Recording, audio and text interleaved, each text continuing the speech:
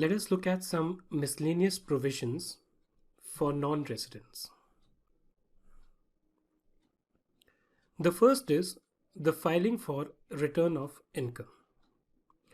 Now, Section 139, subsection 1 of the Income Tax Act deals with the filing of return of income. Section 139, subsection 1 क्या कहता है? Every person में क्या क्या included है? Company, firm, LLP, individuals, and there are other forms, right? All of these is required to file return of income under section 139 subsection 1, which is मतलब कौन वो पर्सन होगा जिसको रिक्वायरमेंट है रिटर्न फाइल करने की? पर्सन की डेफिनेशन में जनरली ये सब आते हैं, राइट? अब इन सब की इंडिविजुअल रिक्वायरमेंट है अपनी अपनी रिटर्न फाइल करने की, विच इज अ कंपनी और अ फर्म. और now you must be wondering कि ये दोनों अलग अलग क्लॉजेज में क्यों हैं. इन्होंने सिंपली ये क्यों नहीं बोल दिया कि every person is required to file return of income? उसका कारण क्या है कि एक कंपनी और फर्म, इन दोनों में से अगर कोई भी है उसको रिटर्न फाइल करने की रिक्वायरमेंट है irrespective of whether they have a income और a loss. It doesn't matter whether इनका प्रॉफिट है या लॉस है. अगर आप कंपनी या फर्म है तो आपको रिटर्न फाइल करने की रिक्वायरमेंट है.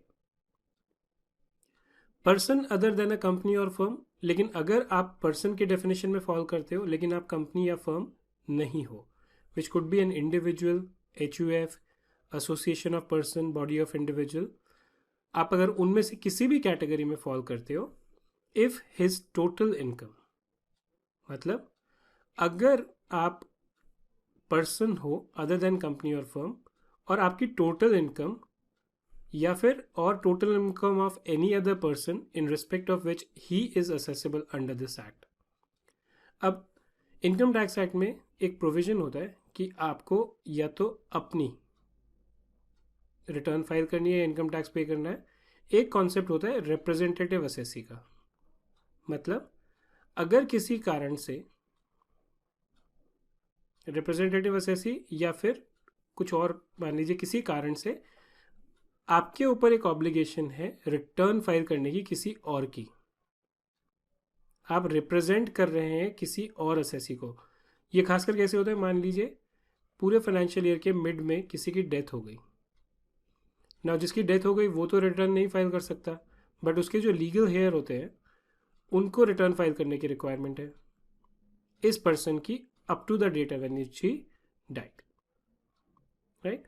तो या तो आपको अपनी रिटर्न फाइल करनी है या किसी और पर्सन की रिटर्न फाइल करनी है इन respect of which he is accessible under this act. मतलब आपके ऊपर एक लीगल लायबिलिटी है कि आप उस दूसरे पर्सन के लिए लायबल हैं टैक्स पे करने के.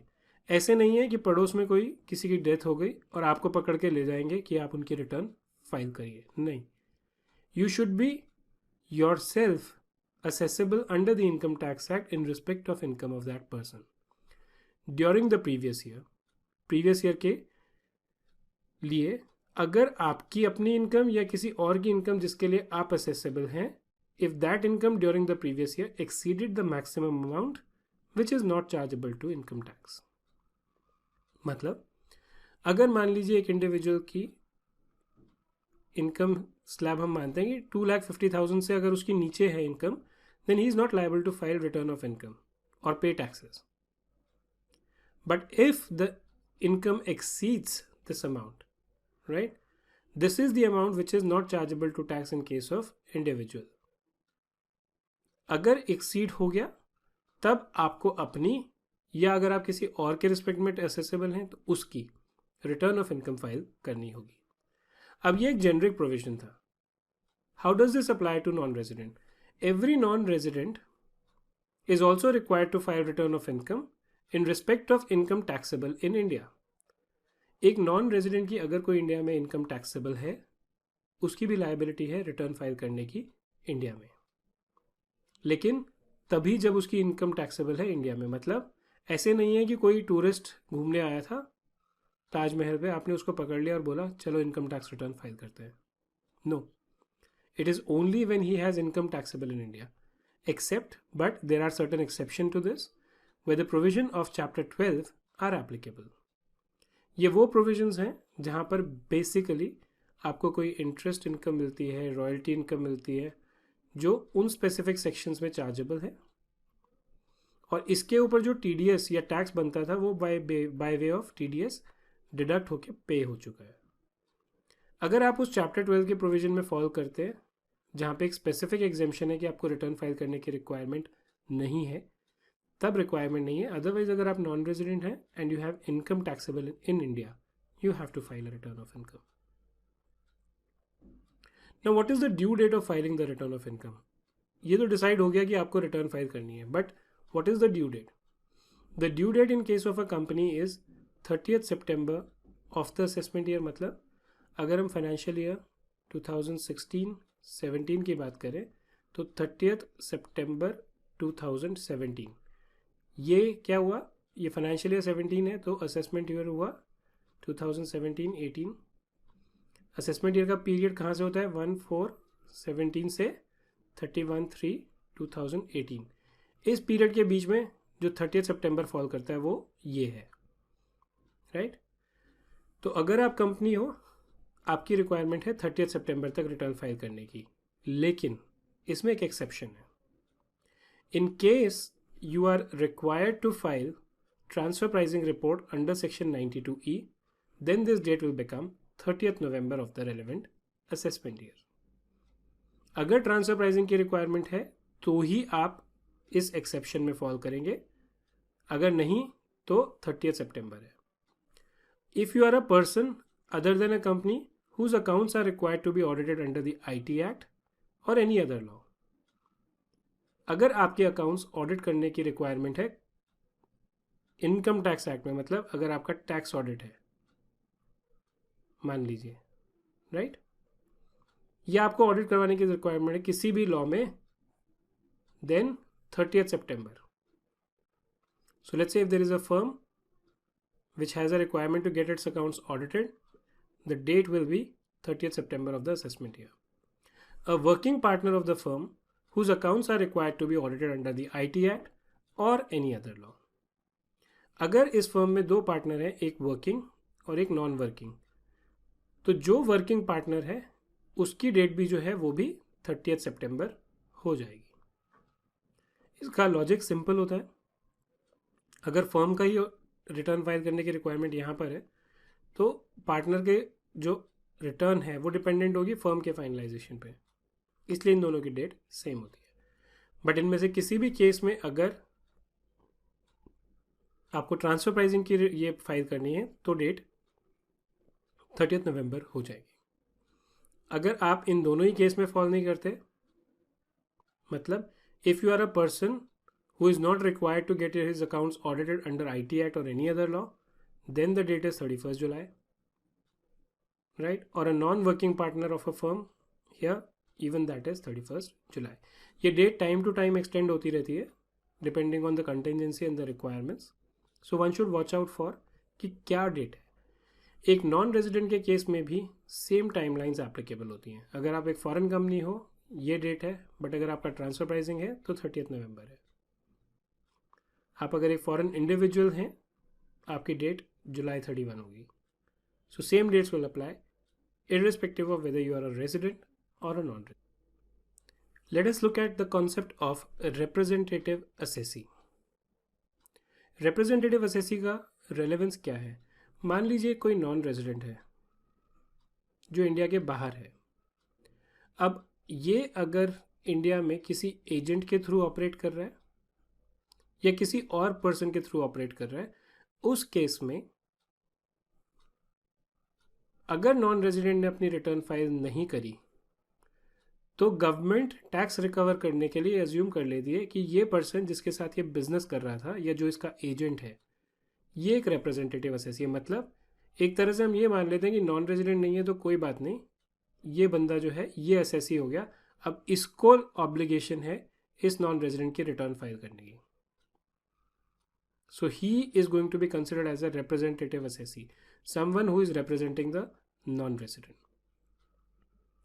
Now a representative assessee can either be an agent, agent मतलब जो एक्चुअली में नॉन रेजिडेंट का एजेंट है इंडिया में, या there could be certain person who can be treated as the agent of the non resident. They are not actual agent, but the law assumes that they are agent of the non-resident. In respect of income of non-resident specified in section 9 subsection 1. Section 9 subsection 1 में क्या है? अगर आपको ध्यान हो, हमने ये सबसे पहले टॉपिक में अपने देखा था कि section 9 subsection 1 में if you have a business connection, right, or if you have a capital asset situated in India, or there are so many other cases which are specified in section 9(1) where a non-resident can have income which is deemed to accrue or arise in India. तो अगर एक non resident है जिसकी income है section 9 subsection 1 में, चाहे वो royalty है, एफटीएस है, now this is 9(1), so it will include 9(1), 1, 2, 3, 4, 5, 6, all those sections, right.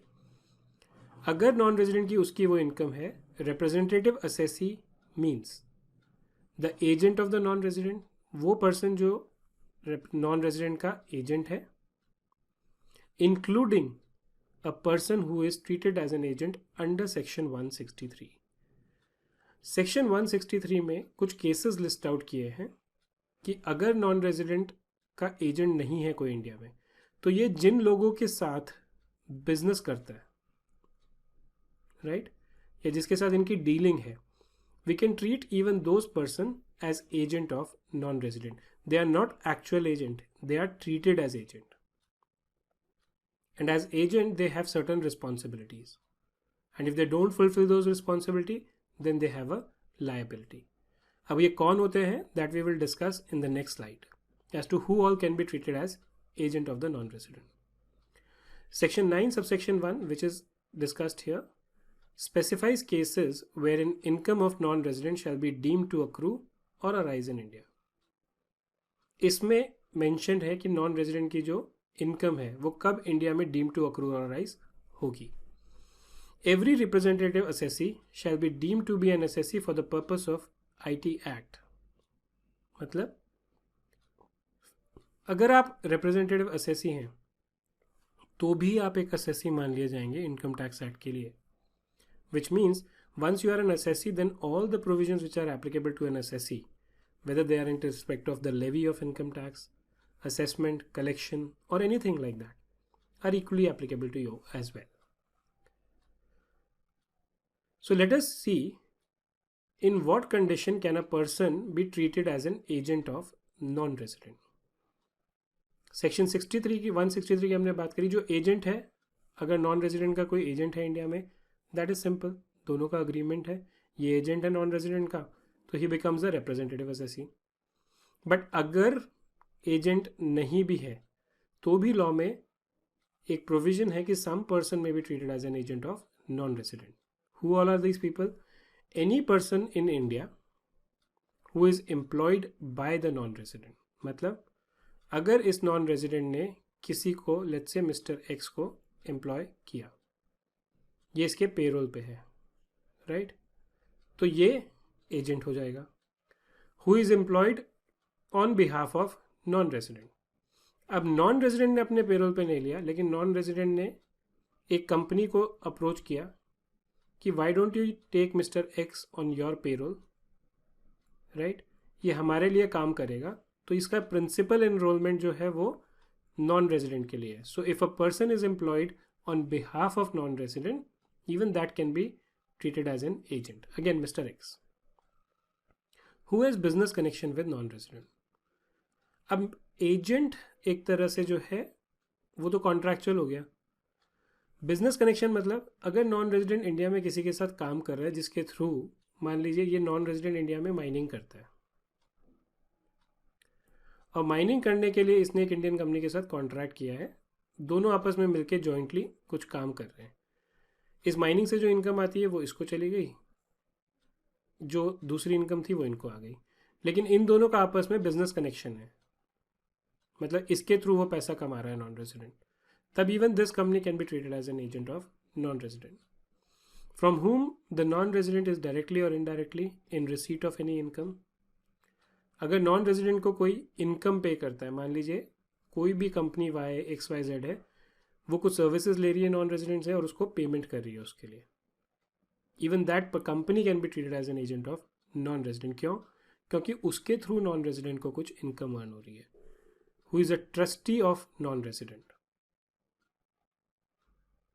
Right? और अ रेजिडेंट और अ non resident who has acquired capital asset in India. Suppose इस नॉन रेजिडेंट के इंडिया में एक कंपनी में शेयर्स थे, वो शेयर्स इसने बेच दिए किसी दूसरे नॉन रेजिडेंट को, नॉन रेजिडेंट 2 को, या किसी आईको, एक कोई दूसरी आईको 1 लेट से कोई इंडियन कंपनी है. तो ये कंपनी जो इससे कैपिटल एसेट खरीद रही है, even they can be treated as a agent of non resident. अब ये सारे एजेंट बनाने का पर्पस क्या है? Why is this done? Think of it. आपने कुछ देखा इन सब में कॉमन चीज क्या है? इन सब में कॉमन चीज ये है कि इनके थ्रू नॉन रेजिडेंट को कुछ इनकम आ रही है. किसी को एजेंट बनाने का गवर्नमेंट का पर्पस ये है कि ये जो एजेंट होता है या ये पर्सन जो होता है, ये बेसिकली नॉन रेजिडेंट को कुछ पे कर रहा है, और जो ये पे कर रहा है उसमें बेसिकली हो सकता है कुछ टैक्स हो जो इंडिया को अक्रू या अराइज हो रहा है. ऑब्लिगेशन ये है कि भाई पे करने से पहले आप ये जो टैक्स है ये इंडियन गवर्नमेंट के पास जमा करवा दो. अगर नहीं करते हो तो आपको एजेंट बना के हम आपसे वो टैक्स रिकवर कर लेंगे.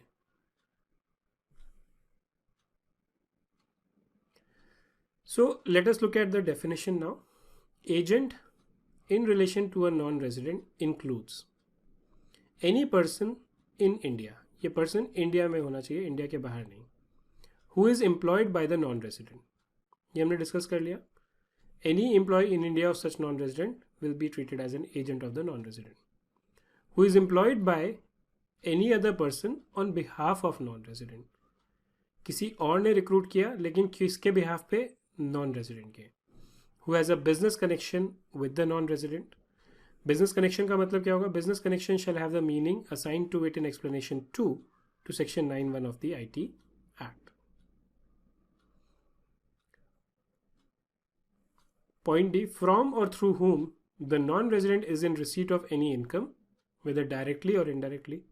आप सर्विसेज ले रहे हैं, उसको पे कर रहे हैं. An Indian resident who is paying royalty or FTS to the non-resident would be treated as agent of such non-resident. या फिर who is a trustee of a non-resident. And also includes any other person who, whether a resident or non-resident, has acquired by means of a transfer a capital asset in India. कोई भी non-resident या कोई भी resident जिसके through इस non-resident ने कोई asset, capital asset acquire किया है इंडिया में, even they will be treated as agents of non-resident. Any person who has acquired capital asset in India via gift, will, etc., and under any other circumstances specified under section 47 shall not be treated as an agent. हाँ, अगर इस non-resident के पास जो कोई capital asset आया है इस clause के लिए, वो कैसे आया है? गिफ्ट के थ्रू, विल के थ्रू, या सेक्शन 47 में और बहुत सारे एग्जाम्पल्स हैं जिसमें हम क्या मेंशन करते हैं? The transactions which are not regarded as transfer.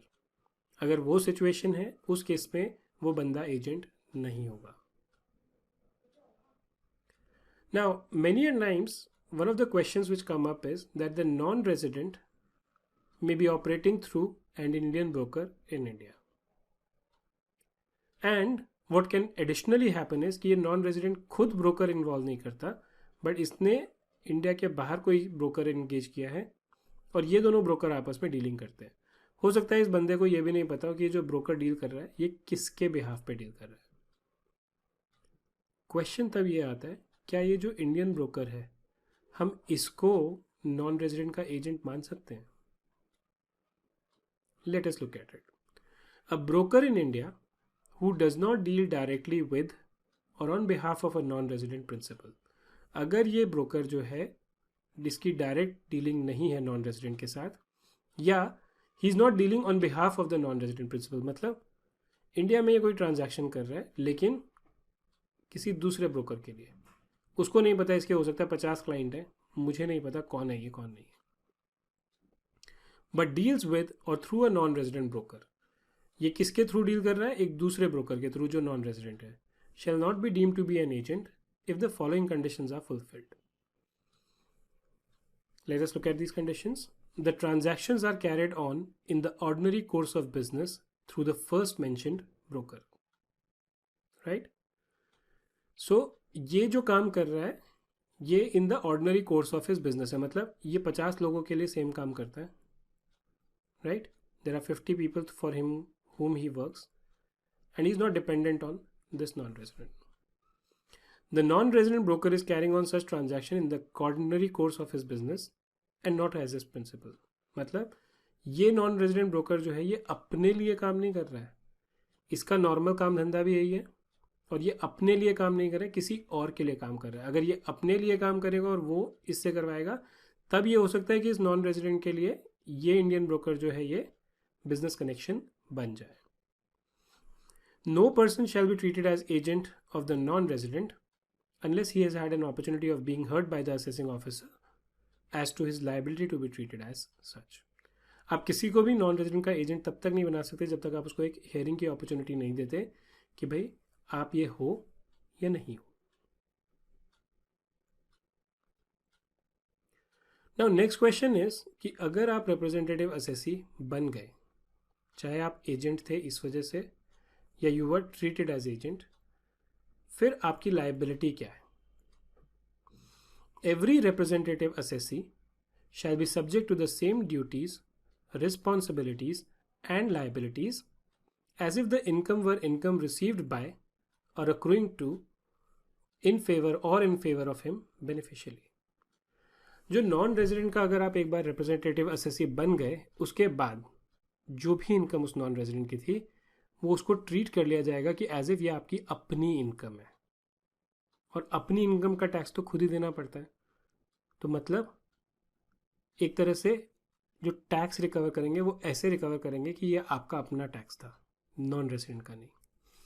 He shall be liable to assessment in his own name in respect of that income shall be deemed to be made upon him in his representative capacity only.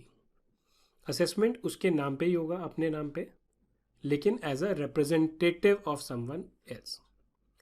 The tax shall be levied upon and recovered from him in the like manner and to the same extent as it would be leviable upon and recoverable upon the person represented by him. मतलब जो आपके ऊपर tax लगेगा वो ऐसे लगेगा जैसे आप ही का टैक्स था. रिकवरी करनी होगी तो इनकम टैक्स एक्ट में जो भी प्रोविजन है रिकवरी के, आपकी चाहे प्रॉपर्टी अटैच करना है, बैंक सील करना है, जो भी है वो सब आपके केस में इस तरह से लगेगा एज इफ ये टैक्स आपने अपना देना था और आपने दिया नहीं. आप ये नहीं कह सकते कि भाई टैक्स तो उसका है, आप उससे जाके रिकवर कीजिए, why are you coming to me. No, that remedy is not available. This will be treated as if this is your own tax. Where any person is assessable under this chapter in the capacity of a representative assessee, he shall not, in respect of that income, be assessed under any other provision of the IT Act.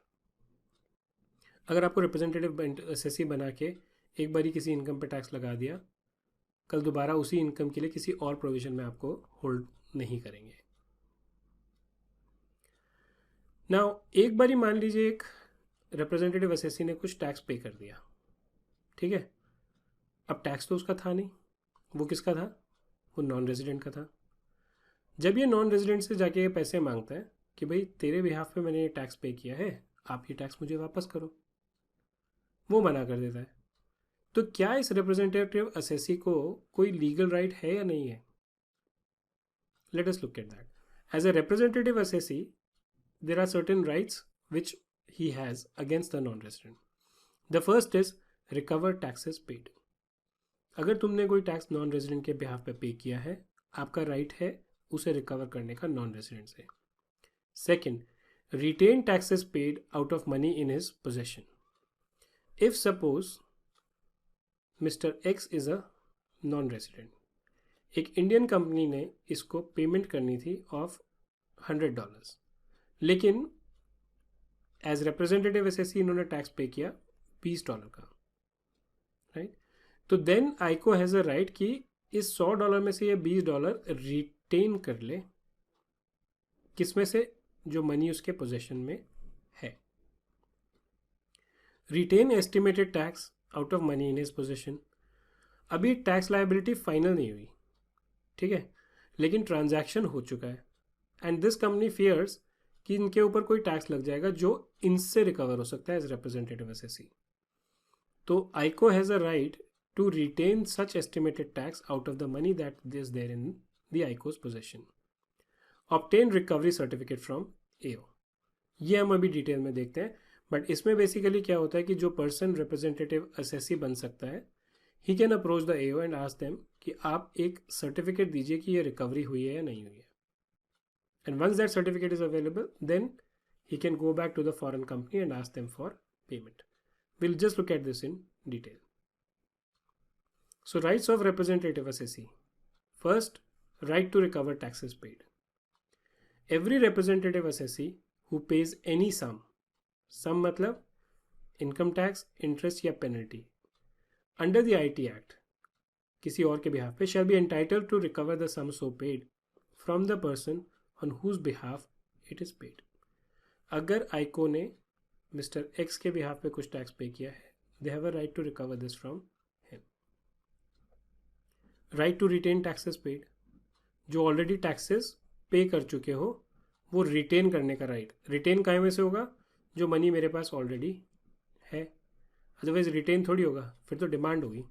So this word itself clarifies.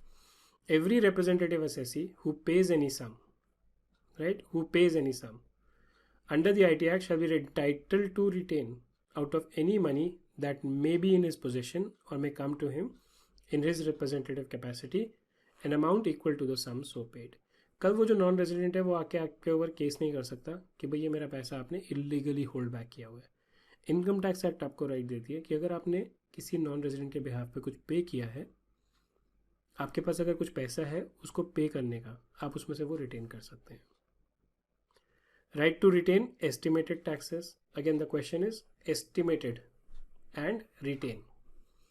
Any representative assessee may retain out of the money payable by him to the person on whose behalf he is liable to pay tax, that is the principal, a sum equal to the estimated liability under the IT Act. Right to obtain certificate from the AO. Where there is a disagreement between the principal and such representative assessee as the amount to be so retained. अब non resident था, आईको थी. आईको ने कहा भाई जो मैं आपको $100 दे रहा हूँ, इसमें मेरे हिसाब से आपकी लायबिलिटी $30 की होती है. नॉन रेजिडेंट ने कहा 30 नहीं 20 होती है. दोनों में झगड़ा हो गया. अब इसका रेजोल्यूशन क्या है? इसके लिए क्या कर सकते हैं कि सच रिप्रेजेंटेटिव असेसी यानी आईको में secure from the assessing officer a certificate stating the amount to be so retained pending final settlement of the liability, and the certificate so obtained shall be his warrant for retaining that amount. ये जाके AO के पास जाएगा और उससे कहेगा कि आप मुझे एक सर्टिफिकेट दे दीजिए कि इसमें कितनी एस्टिमेटेड टैक्स लायबिलिटी बैठती है. अगर AO ने बोला कि भाई $30 ही है या $25 है, ये अमाउंट जो है आईको रिटेन कर सकती है from the money which is payable to the non resident. The amount recoverable from such representative assessee or person at the time of final settlement shall not exceed the amount specified in such certificate. अगर AO ने बोला कि आप $25 recover कर लो, final settlement जब होगी तब AO ये नहीं कह सकता कि भाई ये $30 पे कर रहा है, 5 और दो. क्यों भाई? आपने $25 का एक सर्टिफिकेट दिया, उसके बेसिस पे जो आईको थी रिप्रेजेंटेटिव असेसी उसने $25 रख लिए.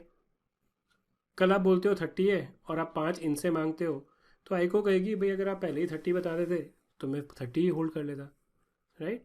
Therefore this is the provision that अगर आपने जितने का सर्टिफिकेट दिया है उससे ज़्यादा आप फाइनल सेटलमेंट में नहीं मांग सकते. However, when the representative assessee holds any additional asset of the principal at the time of final settlement, the AO may initiate the recovery of the balance tax liability of the principal to the extent of such additional assets of the principal. इसी example में मान लीजिए जब final settlement हुई तब आइको के पास जो non resident है उसके $50 के और एसेट थे। अब इसमें तो असेसिंग ऑफिसर नहीं मांग सकता, लेकिन हाँ वो इन 50 में से ये कह सकता है भैया ये 50 में से $5 के एसेट आप हमें दे दो, क्योंकि मुझे ये जो बैलेंस टैक्स है वो रिकवर करना है। मतलब इन दोनों का क्रक्स ये है कि आइको की कोई पर्सनली आप लायबिलिटी और नहीं बढ़ा सकते अगर आपने ये सर्टिफिकेट दे दिया तो।